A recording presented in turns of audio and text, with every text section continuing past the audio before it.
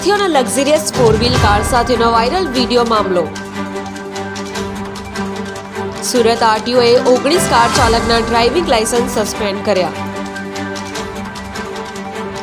19 car ચાલકના driving licence જપ્ત કરી 90 દિવસ માટે સસ્પેન્ડ કર્યા।